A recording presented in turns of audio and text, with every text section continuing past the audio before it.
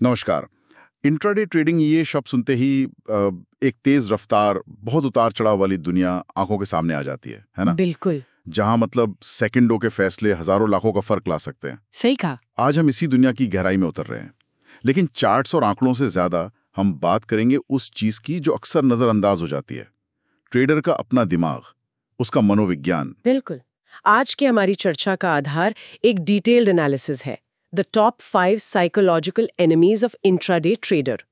इसमें behavioural finance के शोध, ट्रेडिंग साइकोलॉजी स्टडीज और एक्सपर्ट्स के अनुभव शामिल हैं। ये वो अदृश्य दुश्मन है जो कई बार बेहतरीन स्ट्रैटेजी को भी फेल कर देते हैं। और हमारा मकसद है इन 5 सबसे बड़े मनोवैज्ञानिक दुश्मनों को पहचानना, ये समझना कि ये कैसे काम करते हैं, और सबसे जरूरी, इन पर काबू पाने के तरीके खोजना। हाँ, ताकि ट्रेडिंग के फैसले ठंडे दिमाग से लिए जा सके, भावनाओं के ज्वार में बहकर नहीं। ये इसलिए भी जरूरी है क्योंकि वो सेबी का हालिया डेटा तो चौंकाने वाला था। हाँ बिल्कुल। वित्त वर्ष 23 में सोचिए लगभग 70% इंट्राडे ट्रेडर्स ने पैसा गंवाया। 70%? और इसमें भी चिंता की बात यह है कि इनमें से 4 में से 3 ट्रेडर्स 30 साल से कम उम्र के थे। अच्छा, ये तो दिखाता है कि सिर्फ स्ट्रैटेजी का खेल नहीं है ये। नहीं, बिल्कुल नहीं। ये साफ दिखाता है कि सिर्फ तकनीकी ज्ञान काफी नहीं है, दिमागी मजबूती भी उतनी ही अहम है। हाँ, ये आंकड़ा तो वाकई सोचने पर मजबूर करता है। तो चलिए आगे बढ़ने से पहले ये समझ लेते हैं कि ट्रेडिंग मनोविज्ञान आखिर है क्या, मतलब आसान शब्दों में। देखिए, सीधे शब्दों में कहें तो ट्रेडिंग मनोविज्ञान उन सभी भावनात्मक और मानसिक चीजों का अध्ययन है जो एक ट्रेडर के फैसलों को प्रभावित करती हैं जब वो बाजार में ट्रेड कर रहा होता है। जैसे डर, लालच। हाँ, डर, लालच, आत्मविश्वास, पछतावा, ये सब। और इंट्राडे ट्रेडिंग का माहौल कैसा होता है? तेज, तनाव भरा। बिल्कुल। तो ये माहौल इन भावनाओं को और ज्यादा बढ़ा देता है और फिर तर्कसंगत फैसले लेना मुश्किल हो जाता है। और इसमें आपने बताया कि 2 तरह के बायस यानी पूर्वाग्रह होते हैं। हाँ, मोटे तौर पर 2 तरह के। एक है कॉग्निटिव बायस, मतलब संज्ञानात्मक पूर्वाग्रह। ये हमारे सोचने के तरीके में या जानकारी प्रोसेस करने में जो गड़बड़ियां होती हैं उनसे पैदा होते हैं। अच्छा। दूसरे हैं इमोशनल बायस, यानी भावनात्मक पूर्वाग्रह। ये सीधे हमारी भावनाओं से जुड़े होते हैं, डर, खुशी, गुस्सा। इंट्राडे ट्रेडिंग में ये दोनों मिलकर ट्रेडर के लिए एक मुश्किल जाल बुन सकते हैं। समझ गया। तो चलिए अब सीधे उन 5 दुश्मनों का सामना करते हैं। पहला वाला तो बहुत सुना है, फोमो। हाँ, FOMO, fair of missing out, मौके चूक जाने का डर। ये तो मतलब हर जगह है आजकल, सिर्फ ट्रेडिंग में ही नहीं। बिल्कुल, पर ट्रेडिंग में ये बहुत शक्तिशाली हो सकता है। ये वो बेचैनी है जो तब महसूस होती है जब लगता है कि अरे, दूसरे लोग किसी बड़े मुनाफे वाले मौके का फायदा उठा रहे हैं और हम पीछे रह गए। और फिर इसी डर के चलते ट्रेडर्स अक्सर बिना पूरी तरह सोचे समझे जल्दबाजी में ट्रेड कर बैठते हैं। ये ज्यादा कब होता है? जैसे जब बाजार एकदम से भाग रहा हो। हाँ, तेज बाजार हलचल, किसी स्टॉक की कीमत का अचानक बढ़ना, या फिर वो सोशल मीडिया पर दूसरों के प्रॉफिट स्क्रीनशॉट देखना। हाँ, वो तो बहुत होता है। ये सब फोमो की आग में घी डालने का काम करते हैं। आज के डिजिटल जमाने में ये बहुत आसान हो गया है फोमो का शिकार होना। उस वक्त दिमाग में क्या चल रहा होता है? क्यों कोई अपनी स्ट्रैटेजी छोड़कर कूद पड़ता है? देखिए, होता यह है कि पहले एक चिंता होती है, अरे यार ये मौका हाथ से निकल ना जाए। फिर ये चिंता एक तरह की मजबूरी बन जाती है कि भाई फटाफट इसमें घुस जाओ, भले ही रिसर्च ना की हो। हाँ, भले ही ठीक से रिसर्च या रिस्क देखने का वक्त ना मिला हो। लॉजिक पीछे छूट जाता है, भावनाएं हावी हो जाती हैं। तो जब ट्रेडर्स फोमो के शिकार होते हैं तो उनके फैसलों और नतीजों पर किस तरह का असर पड़ता है? क्या होता है फिर? असर अक्सर नुकसानदेह होता है। एफओमो से प्रेरित ट्रेडर कई बार बाइंग हाई का शिकार होते हैं। मतलब महंगा खरीद लेते हैं। हाँ। तब खरीदते हैं जब कीमतें पहले ही बहुत बढ़ चुकी होती हैं, क्योंकि वो तेजी के जोश में बह जाते हैं। फिर जैसे ही बाजार थोड़ा सा भी नीचे आता है, उन्हें तुरंत नुकसान होने लगता है। यानी अपनी सावधानी और योजना को ताक पर रख देना। बिल्कुल, अपनी जांची परखी रणनीति छोड़ देते हैं। इससे परफॉर्मेंस में कंसिस्टेंसी नहीं रहती और रिस्क मैनेजमेंट वो तो पीछे छूट ही जाता है। अच्छा। ट्रेड में घुसने की जल्दी इतनी होती है कि सही पोजीशन साइज तय करना या स्टॉप लॉस लगाना, ये सब जरूरी चीजें नजरअंदाज हो जाती हैं। संक्षेप में कहें तो एफओमो आपकी सोची समझी योजना पर पानी फेर देता है। तो फिर इस एफओमो के चंगुल से निकलने का रास्ता क्या है? कोई ठोस उपाय? सबसे जरूरी है अनुशासन और सेल्फ अवेयरनेस। एक डिटेल्ड ट्रेडिंग प्लान बनाइए। उसमें साफ साफ लिखिए कि किन शर्तों पर ट्रेड लेना है, किन पर नहीं, कब प्रॉफिट बुक करना है, कब लॉस काटना है। एंट्री एग्जिट सब पहले से तय। बिल्कुल। अपने वित्तीय लक्ष्य स्पष्ट रखिए और शॉर्ट टर्म बाजार के शोर पर नहीं, लॉन्ग टर्म मकसद पर ध्यान दीजिए। और वो जो सोशल मीडिया वाला शोर है उससे थोड़ी दूरी बनाना भी शायद मददगार हो। निश्चित रूप से। ट्रेडिंग के घंटों के दौरान सोशल मीडिया और खबरों के लगातार शोर से खुद को बचाना बहुत फायदेमंद है। और एक और चीज, अपने पिछले ट्रेड्स का नियमित रिव्यू करें। अच्छा, मतलब देखें कि कहीं फोमो में तो ट्रेड नहीं लिया था। हाँ, देखिए कि कहीं आपने फोमो में आकर तो कोई फैसला नहीं ले लिया था। पैटर्न पहचानने से अगली बार बचने में मदद मिलती है। ठीक है, चलिए अब दूसरे बड़े दुश्मन पर आते हैं, डर और लालच। ये तो जैसे ट्रेडिंग की बुनियाद हैं। हाँ, ये दोनों भावनाएं ट्रेडिंग की सबसे पुरानी और शायद सबसे बड़ी मनोवैज्ञानिक चुनौती है। इन्हें अक्सर बाजार के उतार चढ़ाव का मुख्य इंजन माना जाता है। ये एक पेंडुलम की तरह है। पेंडुलम कैसे? एक तरफ है डर, जो जरूरत से ज्यादा सावधानी बरतने पर मजबूर करता है। दूसरी तरफ है लालच, जो लापरवाही भरे जोखिम लेने को उकसाता है। दोनों ही संतुलन बिगाड़ सकते हैं। डर भी कई तरह का होता होगा ट्रेडिंग में, सिर्फ पैसे खोने का डर नहीं होता होगा। बिल्कुल, सबसे आम तो पैसा खोने का डर ही है। इसके चलते क्या होता है, ट्रेडर या तो मुनाफे वाले ट्रेड से बहुत जल्दी निकल जाते हैं, या फिर कोई अच्छा मौका सामने होने पर भी ट्रेड लेने से हिचकिते हैं। अच्छा। फिर फोमो वाला डर तो है ही, मतलब मौका चूकने का डर। बाजार की अस्थिरता, वो वोलेटिलिटी का डर भी होता है, जो अहम फैसले लेने के वक्त ट्रेडर को जैसे पैरालाइज कर देता है। और गिरावट में? हाँ, जब बाजार गिर रहा हो तो पैनिक सेलिंग, मतलब घबराहट में सब कुछ बेच देने का डर हावी हो जाता है। और इसके बिल्कुल उलट है लालच।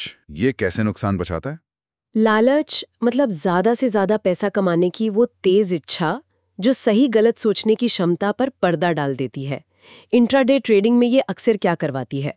मुनाफे वाले ट्रेड को होल्ड करवाते रहना। हाँ, मुनाफा दे रहे ट्रेड को जरूरत से ज्यादा देर तक होल्ड करना, इस उम्मीद में कि शायद थोड़ा और बढ़ जाए, या फिर वो अपनी तय रिस्क लिमिट से कहीं बड़े साइज का ट्रेड ले लेते हैं, क्योंकि उन्हें लगता है कि ये पक्का वाला ट्रेड है। मैंने सुना है कि लालच अक्सर तब सिर उठाता है जब ट्रेडर लगातार अच्छा प्रदर्शन कर रहे हों, जब सब कुछ सही जा रहा हो। ये बिल्कुल सही है।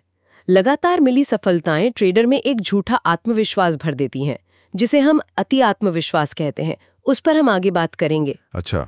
उन्हें लगता है कि वे बाजार को समझ चुकी हैं और अब गलती नहीं कर सकती।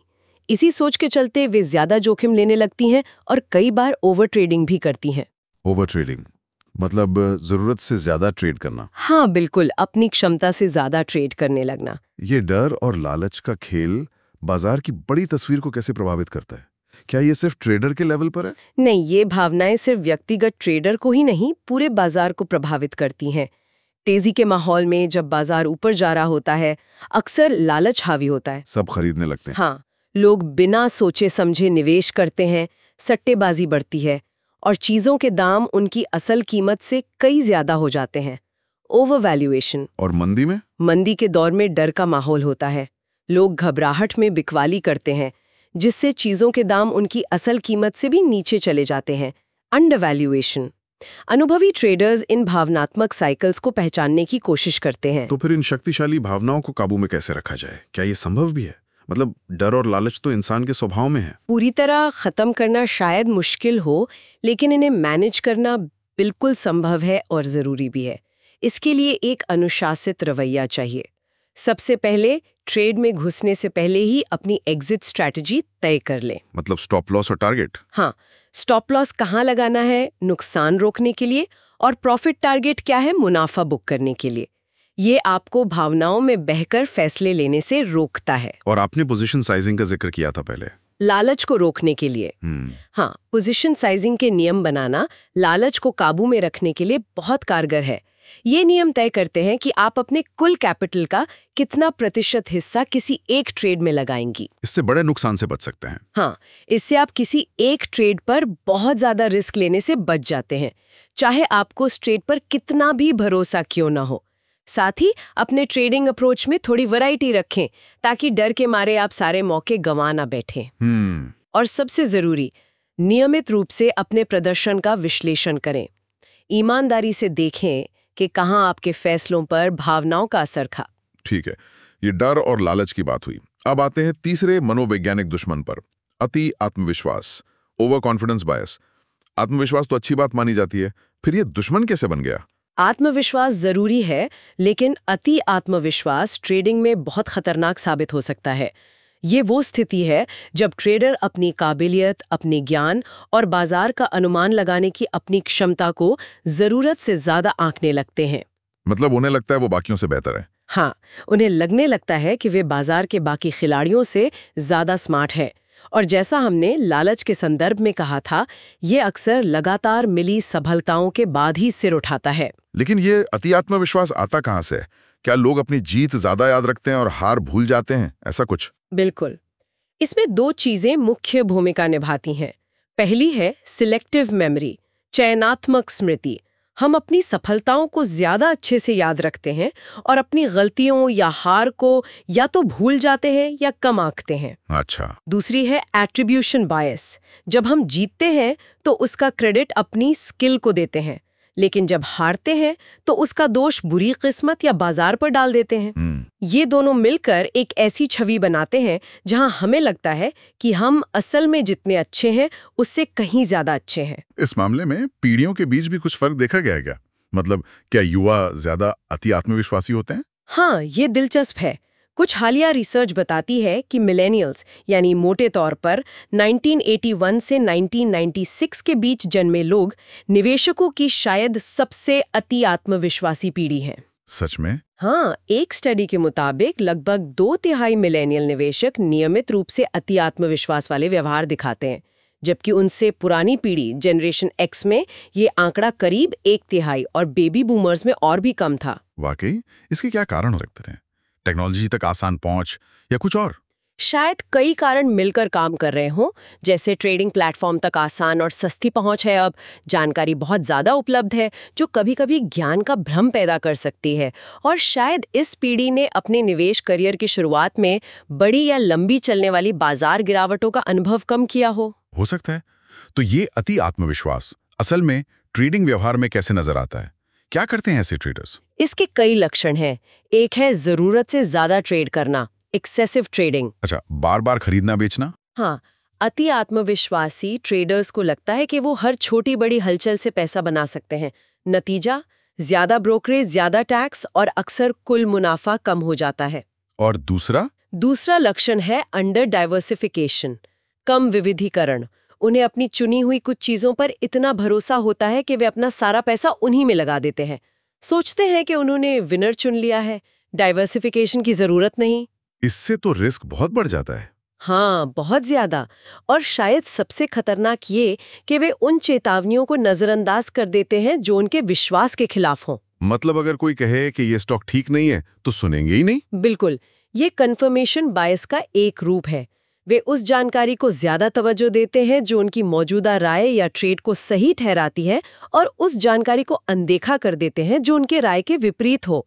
इससे वे गलत ट्रेड में ज्यादा देर तक बने रह सकते हैं। ये तो वाकई जोखिम बढ़ाने वाली बात है। एक तरह का जाल है ये। हाँ, ये एक दुष्चक्र बन सकता है। शुरुआती सफलता और अति आत्मविश्वास मिलकर ट्रेडर को और ज्यादा जोखिम लेने के लिए उकसाते हैं। हो सकता है शुरू में इससे मुनाफा और बढ़े, लेकिन लंबे समय में ये बड़े नुकसान की जमीन तैयार करता है। वे रिस्क मैनेजमेंट के नियमों जैसे पोजीशन साइजिंग या स्टॉप लॉस को नजरअंदाज करने लगते हैं। तो इस अति आत्मविश्वास के जाल से कैसे बचा जाए? क्या करना चाहिए? इसके लिए लगातार सेल्फ इवैल्यूएशन और जमीन पर पैर टिकाए रखने की जरूरत है। एक डिटेल्ड ट्रेडिंग जर्नल रखना बहुत जरूरी है। जर्नल मतलब डायरी जैसा? हाँ, जिसमें आप सिर्फ अपने मुनाफे वाले ट्रेड ही नहीं बल्कि नुकसान वाले ट्रेड, उनके कारण और उनसे मिले सबक भी लिखें। ईमानदारी से अपनी गलतियों का विश्लेषण करें। और दूसरों की राय या फीडबैक लेना, किसी दोस्त या मेंटर से? ये भी बहुत महत्वपूर्ण है। अलग अलग नजरियों को सुनें, उन लोगों से बात करें जिनकी राय आपसे अलग हो सकती है। किसी भरोसेमंद मेंटर या साथी ट्रेडर से अपने ट्रेड्स पर फीडबैक लेना अपनी सोच की वो जो ब्लाइंड स्पॉट्स होते हैं उन्हें पहचानने में मदद कर सकता है। सही कहा। इससे अपनी धारणाओं को चुनौती मिलती है। बिल्कुल, और ज्यादा संतुलित नजरिया बनता है। चलिए अब चौथे दुश्मन की तरफ बढ़ते हैं, हानि से बचाव या लॉस अवेर्शन। ये शब्द थोड़ा अकादमिक सा लगता है, इसका मतलब क्या है आसान भाषा में? ये मनोविज्ञान और बिहेवियरल इकोनॉमिक्स में सबसे ज्यादा स्टडी किए गए बायसेस में से एक है। इसका सीधा सा मतलब है कि हम इंसानों को नुकसान उठाने से जो मनोवैज्ञानिक दर्द होता है वो उसी मात्रा का फायदा होने से मिलने वाली खुशी से कहीं ज्यादा तेज होता है। अच्छा, मतलब नुकसान ज्यादा चुभता है फायदे से। हाँ, नोबेल पुरस्कार विजेता डैनियल कैनेमैन और एमोस ट्वर्स्की का मशहूर शोध है इस पर। उनके अनुसार नुकसान का दर्द फायदे की खुशी से लगभग दुगना ज्यादा महसूस होता है। 2 गुना, यानी 1000 रुपए खोने का दुख 1000 रुपए कमाने की खुशी से 2 गुना ज्यादा होता है। ये तो बड़ी दिलचस्प बात है। बिल्कुल, ऐसा शायद इसलिए है क्योंकि हमारे पूर्वजों के लिए सर्वाइवल के लिहाज से किसी चीज को खोने से बचना कोई नई चीज पाने से ज्यादा जरूरी था। हाँ, ये बात तो सही है। इसलिए हमारा दिमाग नुकसान के प्रति ज्यादा संवेदनशील हो गया है। इसे एसिमेट्रिक वैल्यू परसेप्शन भी कहते हैं हम। संभावित नुकसान को संभावित लाभ की तुलना में ज्यादा वजन देते हैं जब कोई फैसला ले रहे होते हैं। ट्रेडिंग में ये चीज कैसे दिखती है? ट्रेडर इस वजह से क्या अलग करते हैं? इसका सबसे आम उदाहरण है डिस्पोजिशन इफेक्ट। आसान शब्दों में कहें तो हारते हुए को पकड़े रहना। हाँ, हारते हुए शेयर या पोजीशन को बहुत ज्यादा देर तक पकड़े रहना और मुनाफा देते शेयर या पोजीशन को बहुत जल्दी बेच देना। ऐसा क्यों? क्योंकि ट्रेडर नुकसान को बुक करने यानी उसे हकीकत मानने के मनोवैज्ञानिक दर्द से बचना चाहते हैं। वे उम्मीद करते हैं कि शायद कीमत वापस बढ़ जाए। और मुनाफे वाले क्रेड को जल्दी क्यों बेच देते हैं? उसमें डरते हैं कि कहीं कमाया हुआ मुनाफा वापस चला ना जाए, तो छोटा मुनाफा लेकर जल्दी निकल जाते हैं। ये तो बड़ी अजीब बात है कि नुकसान से बचने के चक्कर में लोग और ज्यादा जोखिम उठा लेते हैं। दिमाग वाकई उलझा हुआ काम करता है। हाँ, ये विरोधाभासी लगता है, लेकिन सच है। जब कोई ट्रेड नुकसान में जा रहा होता है तो उस नुकसान को हकीकत बनने से रोकने की वो जो तेज इच्छा होती है वो ट्रेडर को और ज्यादा जोखिम उठाने पर मजबूर कर सकती है। जैसे गिरते हुए स्टॉक में और पैसा लगाना, एवरेजिंग डाउन करना, इस उम्मीद में कि औसत लागत कम हो जाएगी और जल्दी रिकवरी होगी, या नुकसान की भरपाई के लिए बड़े डेस्परेट ट्रेड लेना। जाहिर है इसका प्रदर्शन पर बुरा असर पड़ता होगा, मुनाफे कम होते होंगे। बिल्कुल, ये आपके रिस्क रिवॉर्ड रेशियो को बिगाड़ देता है। लॉस अवर्जन के कारण ट्रेडर अपने नुकसान को बढ़ने देते हैं और मुनाफे को जल्दी काट लेते हैं। नतीजा, उनका औसत नुकसान उनके औसत मुनाफे से ज्यादा हो जाता है। भले उनके ज्यादातर ट्रेड सही क्यों ना हो। हाँ, भले उनके ज्यादातर ट्रेड सही क्यों ना साबित हुए हों, इससे ओवरऑल रिटर्न घट जाता है। ये बाजार में अस्थिरता भी बढ़ाता है, खासकर गिरावट के समय जब लॉस अवर्जन के कारण लोग पैनिक सेलिंग करते हैं। तो इस हानि से बचाव वाले पूर्वाग्रह से कैसे निपटा जाए? कैसे बचें इसे? इसके लिए नियमों पर आधारित ट्रेडिंग और अपने नजरिए में बदलाव की जरूरत है। ट्रेड लेने से पहले ही स्टॉप लॉस ऑर्डर लगाना बेहद जरूरी है। स्टॉप लॉस ये नुकसान को एक तय सीमा पर खुद ब खुद काट देता है। इससे वो नुकसान बुक करने का भावनात्मक फैसला लेने की जरूरत ही नहीं पड़ती। इसी तरह मुनाफा लेने के लिए भी पहले से नियम तय करें, प्रॉफिट टारगेट सेट करें ताकि आप डर के मारे जल्दी न निकलें। और नुकसान को देखने का नजरिया बदलना भी जरूरी है कि ये हार नहीं है। हाँ, ये बहुत अहम है। सफल ट्रेडर्स नुकसान को अपनी व्यक्तिगत हार या गलती मानने के बजाय ट्रेडिंग के बिजनेस का एक अनिवार्य हिस्सा, एक लागत मानते हैं, कॉस्ट ऑफ डूइंग बिजनेस। अच्छा, जब आप नुकसान को इस तरह देखते हैं तो उससे जुड़ी नकारात्मक भावनाएं कम हो जाती हैं और नियमित रूप से अपने ट्रेडिंग प्रदर्शन का विश्लेषण करने से आप पहचान सकती हैं कि लॉस अवर्जन आपके फैसलों को कहां और कैसे प्रभावित कर रहा है। ठीक है। और अब आते हैं पांचवें और शायद सबसे ज्यादा विस्फोटक मनोवैज्ञानिक दुश्मन पर, बदले की ट्रेडिंग यानी रिवेंज ट्रेडिंग। नाम से ही खतरनाक लगता है। और ये है भी। रिवेंज ट्रेडिंग शायद सबसे ज्यादा भावनात्मक और नुकसानदेह ट्रेडिंग पैटर्न है। ये तब होता है जब एक ट्रेडर को नुकसान होता है और वो तुरंत बिना सोचे समझे अक्सर बड़े दांव लगाकर उस नुकसान की भरपाई करने की कोशिश करता है, जैसे बाजार से बदला लेना हो। इसके पीछे कौन सी भावनाएं काम कर रही होती हैं? गुस्सा, हताशा, फ्रस्ट्रेशन? हाँ, ये भावनाओं का एक तूफान होता है। नुकसान पर गुस्सा, शायद बाजार पर या खुद पर, फैसला गलत होने पर हताशा, शर्मिंदगी और एक चोट खाया हुआ ईगो जो गलत साबित होना बर्दाश्त नहीं कर पा रहा। और इसका ट्रिगर क्या होता है? कोई बड़ा नुकसान? हाँ, इसका ट्रिगर आमतौर पर एक बड़ा नुकसान या लगातार कई छोटे नुकसान होते हैं जो ट्रेडर को भावनात्मक रूप से हिला देते हैं और उसकी तर्क शक्ति पर हावी हो जाते हैं। तो उस वक्त दिमाग का कंट्रोल पूरी तरह भावनाओं के हाथ में चला जाता है। लॉजिक गया तेल लेने। बिल्कुल, लॉजिक और स्ट्रैटेजी सब खिड़की से बाहर। ट्रेडर का ध्यान अब मुनाफा कमाने वाले सही ट्रेड ढूंढने पर नहीं रहता, बल्कि सिर्फ और सिर्फ पिछला नुकसान कैसे भी वसूल करने पर टिक जाता है। वो बाजार को एक दुश्मन की तरह देखने लगता है जिसे हराना है। इसके क्या खास लक्षण होते हैं जिनसे इसे पहचाना जा सके? मतलब कोई ट्रेडर कैसे समझे कि वो रिवेंज ट्रेडिंग कर रहा है? कई साफ संकेत हैं। सबसे पहला, पोजीशन का साइज अचानक बहुत बढ़ा देना। ट्रेडर को लगता है कि बड़े दांव से ही पिछला नुकसान जल्दी कवर होगा। वो अपने सामान्य रिस्क मैनेजमेंट नियमों को तोड़ देता है। अच्छा। और दूसरा, फैसले बहुत जल्दी जल्दी लेना, बिना किसी विश्लेषण के ट्रेड में कूद पड़ना। समय सीमा जैसे सिकुड़ जाती है। और अपनी तय रणनीति को पूरी तरह छोड़ देना, जो प्लान बनाया था उसे भूल जाना। हाँ, रिवेंज ट्रेडिंग की ये एक बड़ी पहचान है। ट्रेडर अपनी जांची परखी रणनीति को भूलकर सिर्फ भावनाओं के आधार पर काम करने लगता है। स्टॉप लॉस लगाना बंद कर देता है या लगे हुए स्टॉप लॉस को हटा देता है। वो उम्मीद पर ट्रेड करने लगता है, विश्लेषण पर नहीं। ये तो एक गहरे गड्ढे में गिरने जैसा लगता है, जहां एक नुकसान दूसरे बड़े नुकसान को जन्म देता है। एक जाल। बिल्कुल, ये एक बहुत खतरनाक दुष्चक्र है, एक विशिष्ट साइकिल। शुरुआती नुकसान हुआ, उससे भावनात्मक उथल-पुथल हुई, फिर रिवेंज ट्रेडिंग की, उससे और बड़ा नुकसान हुआ, फिर और ज्यादा भावनात्मक संकट, और फिर और ज्यादा रिवेंज ट्रेडिंग। और ये चलता रहता है। हाँ, ये सिलसिला तब तक चल सकता है जब तक ट्रेडर का अकाउंट खाली ना हो जाए। और इसका मनोवैज्ञानिक असर भी बहुत गहरा पड़ता होगा, सिर्फ पैसे का नुकसान नहीं होता होगा। निश्चित रूप से। पैसे के नुकसान के साथ साथ रिवेंज ट्रेडिंग ट्रेडर के आत्मविश्वास को चकनाचूर कर देती है, उसे भावनात्मक रूप से अस्थिर बना देती है। इसके बाद उसके लिए वापस अनुशासित तरीके से ट्रेडिंग करना बहुत मुश्किल हो जाता है, भले ही उसे अपनी गलती का एहसास हो जाए। तो इस भावनात्मक बवंडर से बचने और अगर फंस गए हैं तो उभरने के लिए क्या किया जा सकता है? क्या करें? इसके लिए पहले से तैयारी और कुछ सख्त नियमों की जरूरत होती है। पहला, अपने लिए हर दिन या हर हफ्ते के लिए मैक्सिमम लॉस लिमिट तय करें। अधिकतम नुकसान की सीमा। हाँ, और उसे सख्ती से माने।